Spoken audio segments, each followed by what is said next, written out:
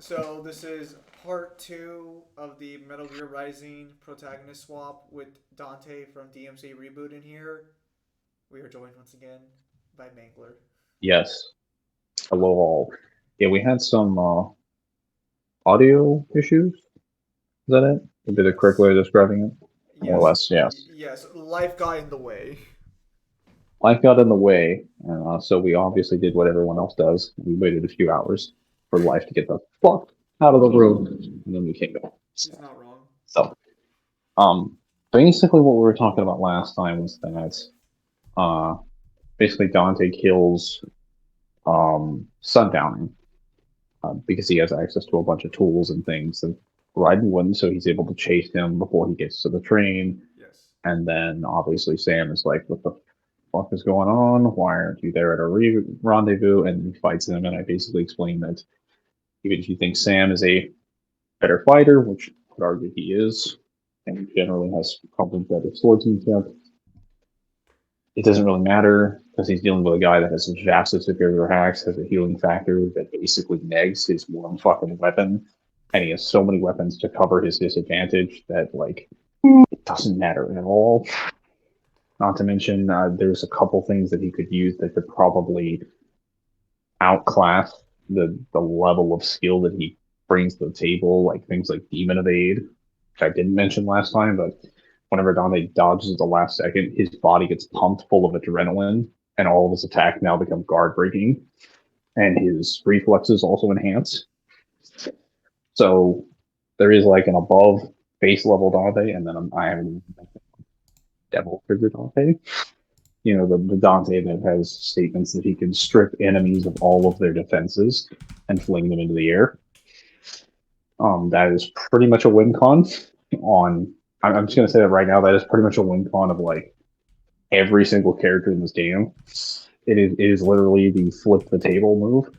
So I don't think there's anything you could possibly argue to say that Deathstream Sam is walking away from this. Yeah, that's fair. Is he's getting exactly what he wanted, just a little bit too early. Um, so he dies, and so this is where it's going to get a little interesting. So technically, a lot of plot threads are not going to happen in their intended order, but are also going to happen in their intended order and be accelerated. So Sam's initial goal was kind of the wait for, well, he was planning to have the scheduled international incidents of starting the wars in Pakistan and basically around the world with World Marshal to cause enough conflict to basically paint PMCs in a particular light so they could then use that publicity, both bad and good, when the United States goes to war to end war as a business when Armstrong goes into office. And he's been planning this for 2 years. So that would have already been during the time that Raiden and Maverick Security was deployed in this Afghan country with Namani, which is the prime minister. But that's not really relevant, even if he. That's not really relevant to like Dante's success here. However, it is relevant to how Desperados would be acting because they would have made a lot of plans. Considering, if you recall, the first three missions, specifically the research facility mission in Mexico, the coup d'etat mission in uh, Uzbekistan or something like that. It's Yes. it's it's like some it's like a Middle Eastern border country with Russia, I think, or Ukraine or something up there. Um, these three missions and the one in Africa are all missions in which Desperado is going into a foreign country and is destabilizing it. The first mission with Blade Wolf and Mistral is a good example of this. They actually go in there and they basically kill the entire cabinet. They wipe out basically the entire head of their branch of government and kill everyone. They're just there to cause chaos, specifically to drum up like problems in the nations, so that they can use that to fill the void for wars of business, et cetera, et cetera.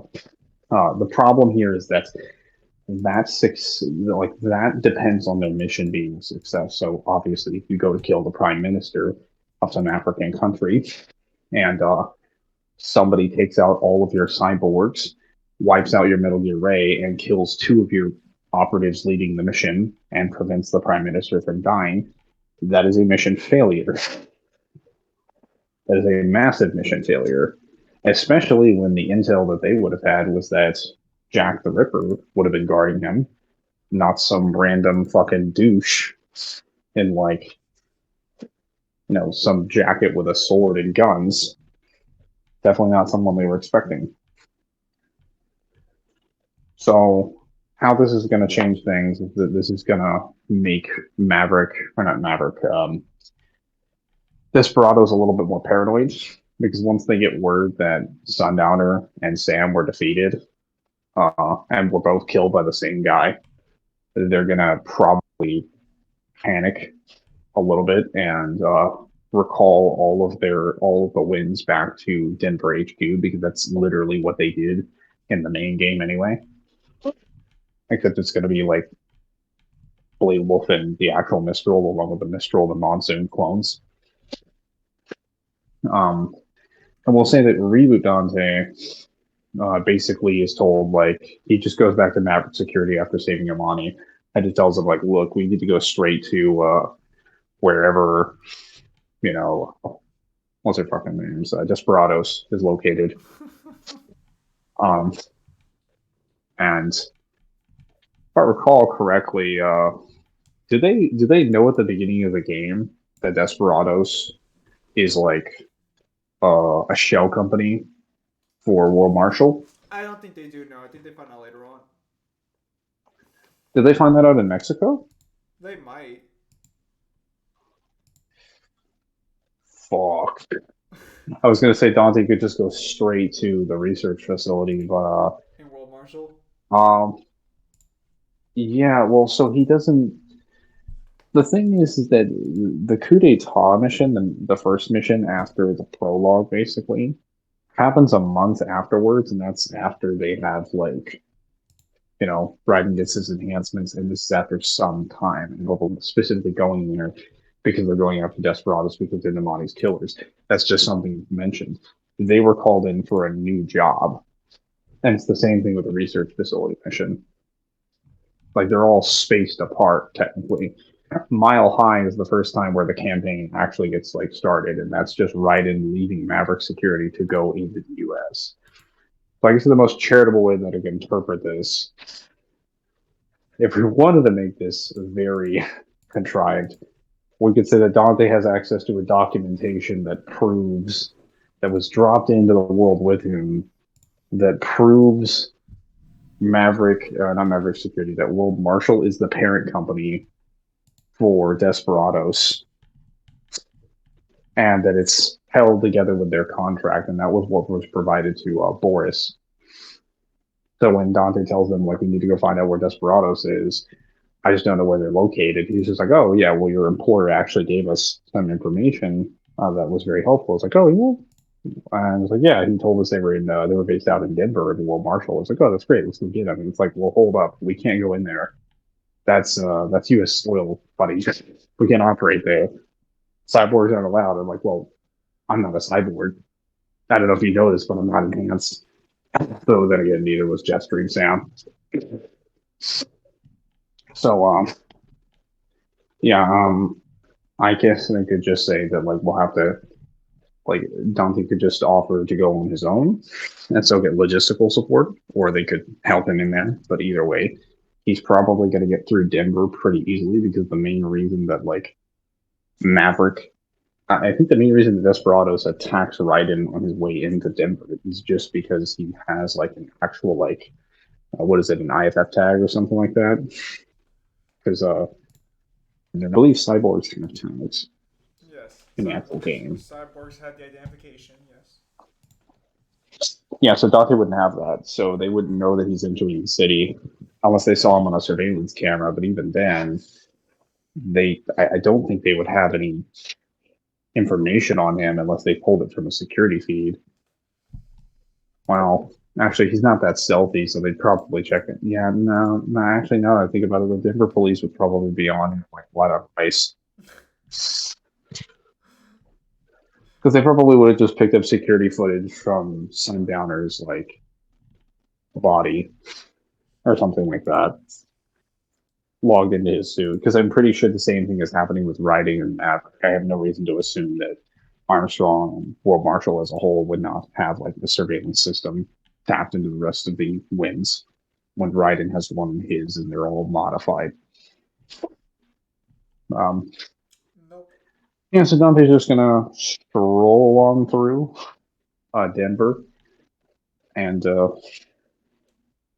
commit some heinous crimes on the police and the geckos.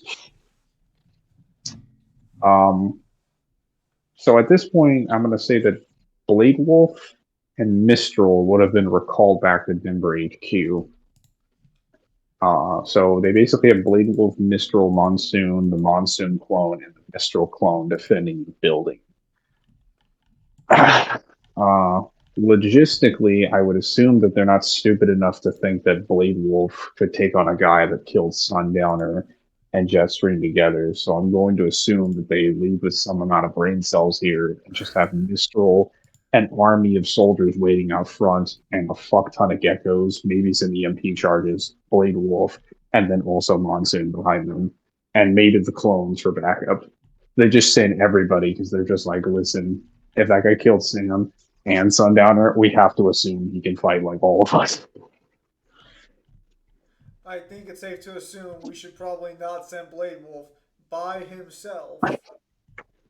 Also, the reason I think the reason I'm gonna have to slam this home is because even in the game, it's pretty heavily implied they knew that Jack was gonna be there, that Jack was with Maverick Security. He'd been with them for years, so they were under the impression that Jack the Ripper was the guy that was going to come fight him. So from their perspective, Jack the Ripper, who has been contracted to them for years and was protecting him for years, just got yeeted out a few days before their operation, and some guy came in out of nowhere and beat the shit out of their best operatives, and they have no intel on him at all. So from their perspective, Raiden got replaced with someone stronger, which imagine what that feels like. The guy, Jack the Ripper, who's like this legendary fucking killer, this incredible child soldier that everyone only hopes they can reach in terms of the lethality and kill rate, was replaced with some random dude you know nothing about. That should scare you if you're like a fucking PMC. That is Like, what's not more intimidating? reasonable. You don't get to fight Jack the Ripper, or that some random dude is replacing Jack the Ripper. Bruh, for reals. You're just chilling out, hear about this legend out of nowhere. Nah. He's just gone, replaced with some other guy, and it's just like, well, shit. I mean, that guy has to be as much of a legend as this one if we know nothing about him. But either way, yeah, he's gonna stroll. Well, go ahead. No, it's just we found someone who's a little better. A little better. Yeah. He's gonna stroll his way on through Denver until he gets to the HQ building, slicing up sideways as he can, and there will be no melodramatic screen taking of the monitors throughout the city by Jetstream Sam to sort of take him on a moral dilemma of killing soldiers within PMCs, because that shit's not going to work on Dante because he doesn't care. He's here to accomplish a mission and he has no problems killing humans. Um, Also, Jetstream Sam's dead, so he's just going to walk up there and Monsoon is going to do what he does best and start fucking memeing. Um, I mean, I guess Dante will entertain that for a little bit. I mean, honestly, I think the most logical conclusion here is that Monsoon is just going to ask him, "What the fuck have you been doing?" Because we were under the like, "Who are you?" We were under the impression that Jack the Ripper was going to be there protecting the money, and then you show up out of literally nowhere and kill two of our operatives and fuck over our entire organization or fuck over our entire operation. What are you doing here? And who are you? Um, Yeah, those I can't come resolutions. up with a I can't come up with a catchy line for Dante to say because generally for you one-liners aren't that good. So Dang, so just throw him under the so bus. I think I'll just go with the more in-character line where he'll just tell them to go fuck themselves. Um, I mean, honestly, he'll probably just say like, I mean, does it matter? I'm here to drop you. I've been contracted to kill you, and that's all you need to know. So honestly, I think he's probably going to kill most of the soldiers because they're going to be ordered to fight him first, and then he's going to have to fight Monsoon, Blade Wolf, and Mistral at the same time.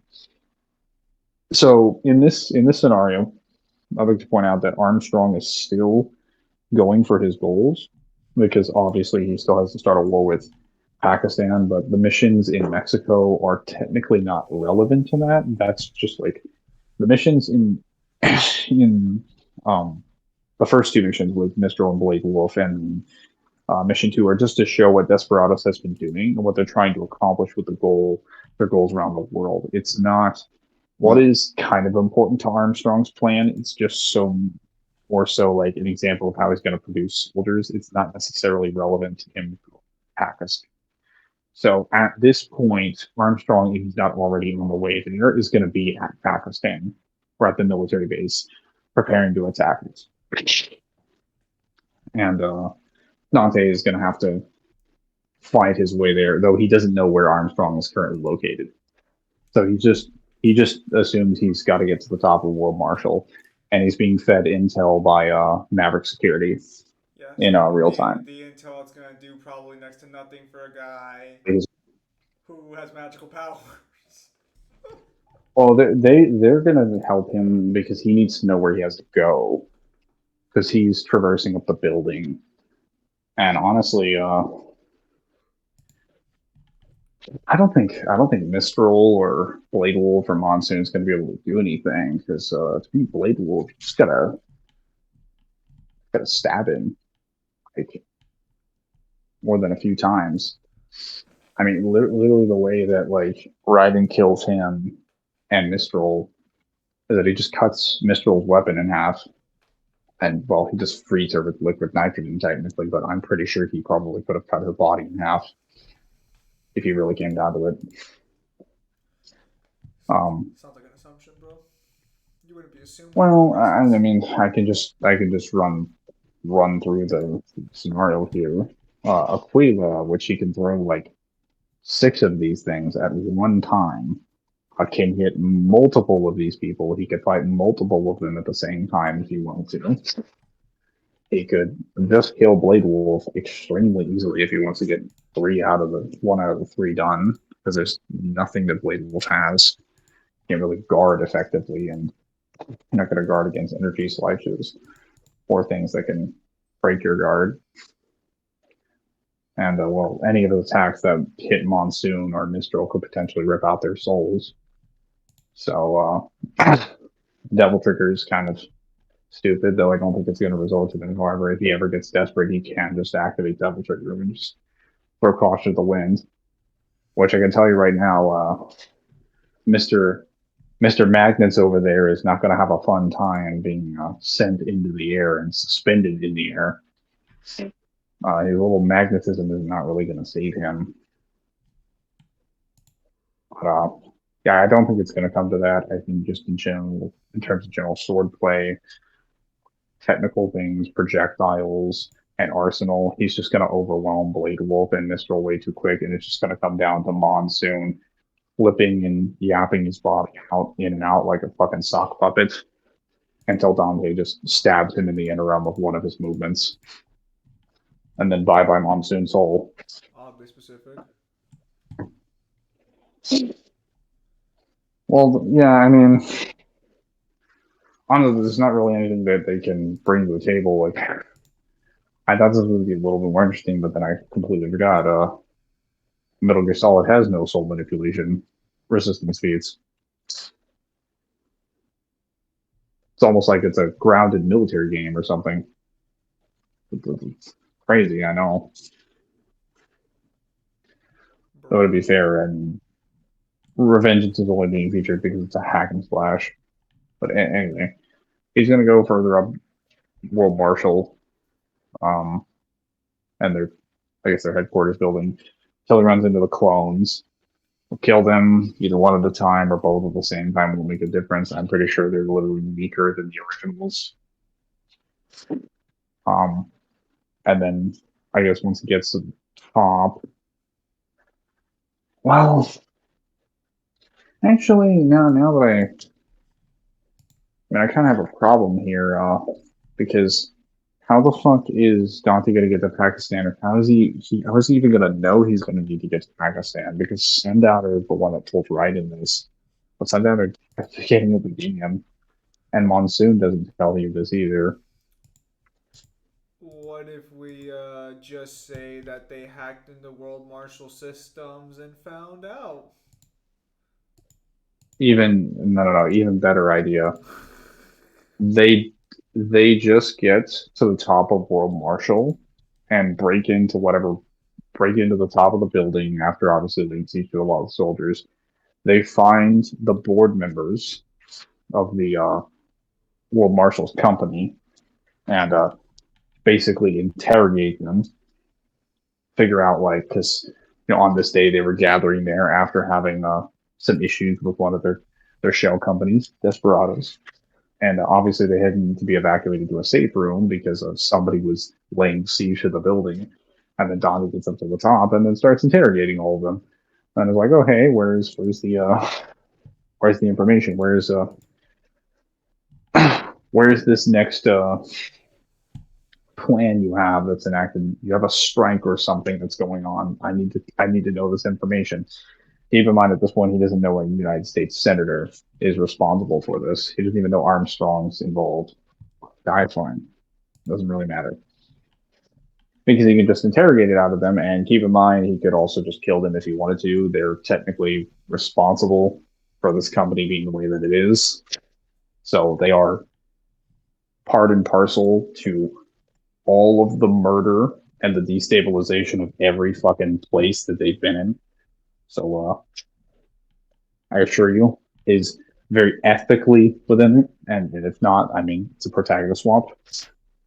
Dante's direct to kill, whatever. To be fair, Um, Dante's not exactly the most ethical protagonist without the character development, so I think it's okay to say he might do a little suspicious things. even if he was, I mean, he literally killed a guy because he thought he was controlling the world. I don't think it would take him that much convincing to be like, yeah, these guys are literally trying to start wars all over the world to bully nations into positions of terror while also killing their civilians and basically trying to essentially instigate a massive war with the United States and get hundreds of thousands of people killed for profit. I mean, it's not going to take him 5 minutes to be like, "Oh, that's bad. I better kill those people. Better put them in the grave." Not going to be that difficult. Not gonna be that difficult. No. So we'll say that they end up forcing a location out of them, being like, there's an operation going on in Pakistan right now, and we can get you transport to be there. Experimental jet of ours. Um, and we'll say he arrives. You know what? Just before a little bit before Raiden got there, when they're still in the process of attacking the Pakistani base. And obviously, he cuts his way through the rest of these soldiers until he gets into the middle of the base. And he's looking around, and then Metal Gear Excelsius decides to hop on out of the ground. And then, of course, Senator Armstrong comes walking out of the top and is like, well, what do we have here? Mr. Dante. And he's like, yes, and you are, I don't know who the fuck you are, but pleased to meet you. As you do. Um, yeah, he'll probably just, you know, tried to kill him, as he typically does, throw some playground insults. Then Armstrong is going to continue to be perpetually confused by the fact that this random fuck off dude who has no military correct record or background or even any evidence of his existence or a birth certificate has just shown up out of nowhere and killed all of his men and laid siege to World Marshal all within like the last day. It's going to Yep. be probably really frustrating. Um, but yeah, he's just going to throw Metal Gear Celsius at him, and I can tell you that's going to turn out about as well as the rest of the Metal Gear Rays did, and that Dante's just going to jump over the side of the legs, chop it up pretty easily. I mean, he's not going to battle it the way that Raiden did, but he has fought objects and things this size of Metal Gear Celsius. He did fight Mundus. He has fought large-sized bosses like that. Actually, I think Mundus is even bigger than Excelsius. You think Mundus is bigger than So Excelsius? if we consider his height and where he's standing up, yeah, he probably is, at least vertically. So I don't think it's going to be. Now, granted, he was fighting him on top of a building, but like, I mean, he was literally willing to climb up the sides of his arms and legs, so it wouldn't be that difficult. If he's having trouble scaling it, you can just double trigger, uh, freeze Excelsius in place, and you just run up the sides of his arms and just start blowing them out.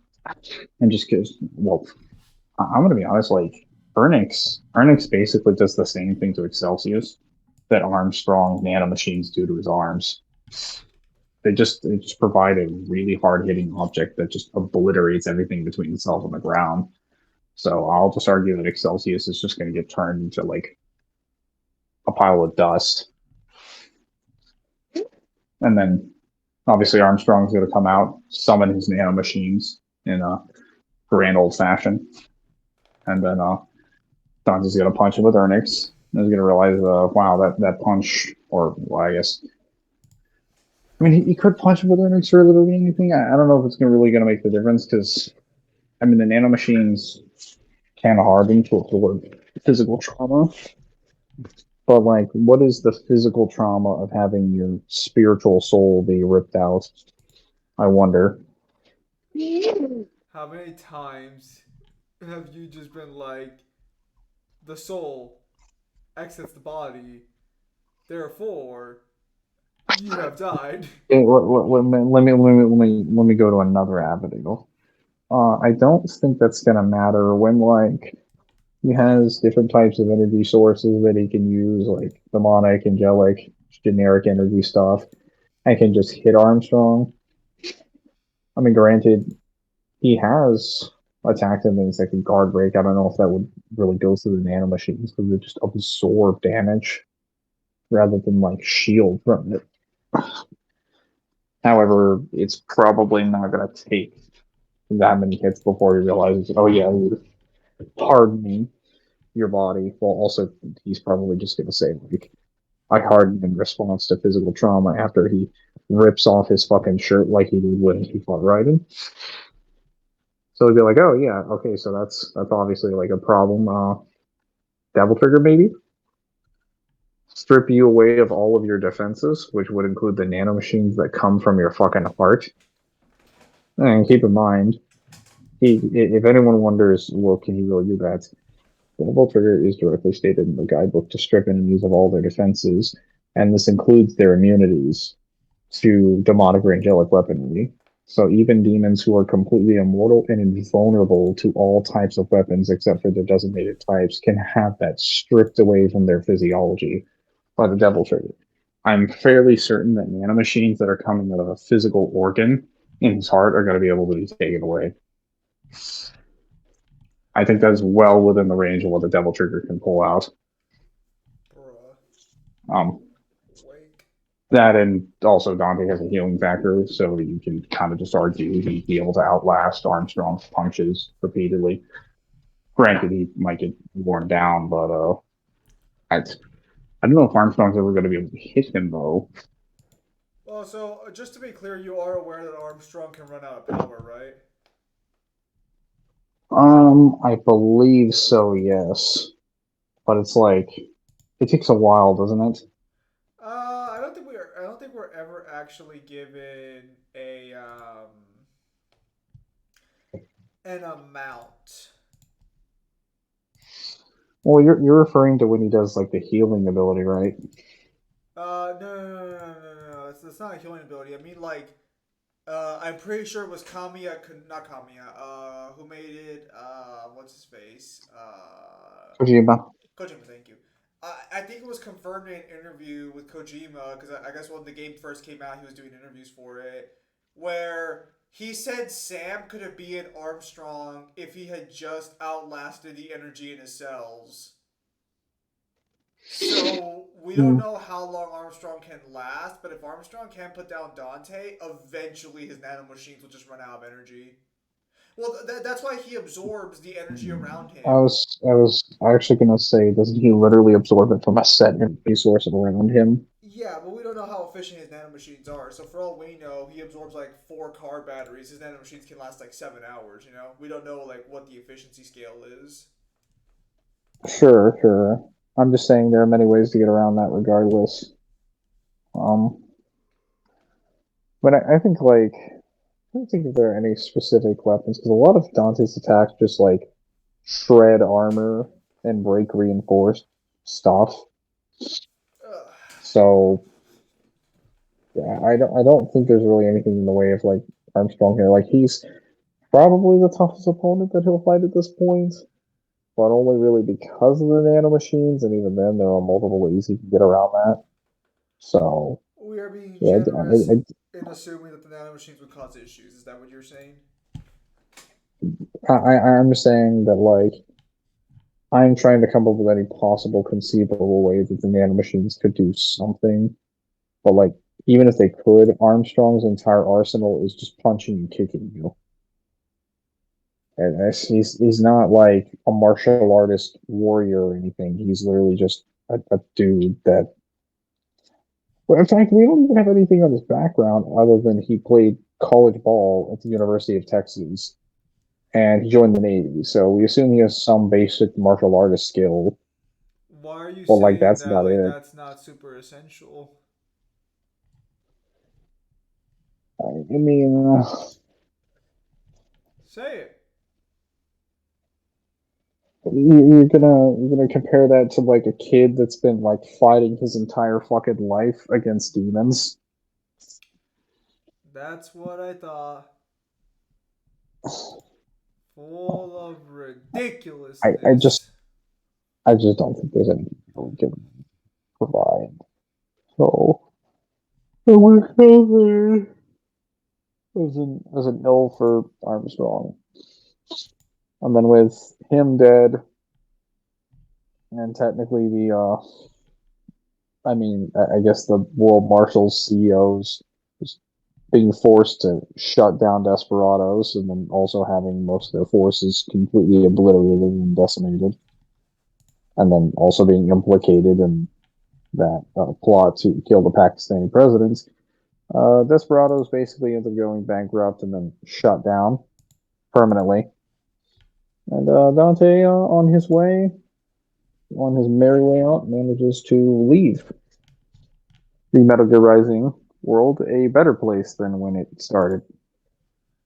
Are you saying this is another happy ending as Raiden comes back and realizes that his job was already done for him? Well, technically, Blade Wolf dies, um, and Sam still dies, so it's not an entirely happy ending. Though the Uh, money lives. I think this is as happy of an ending as we're going to get. Some Blade All the Wolf's Raiden's gone. ending might have been a little bit better. Nah, you just don't appreciate efficiency. Well, at any rate, that'll be it for this. Unless you have anything else you'd like to add. And that'll be it for this protagonist swap. All right, that'll be it for this Protag Swap. Thank you guys for your time as always. Have a nice day. I'll see you guys on the next stream or video. Take care, everybody.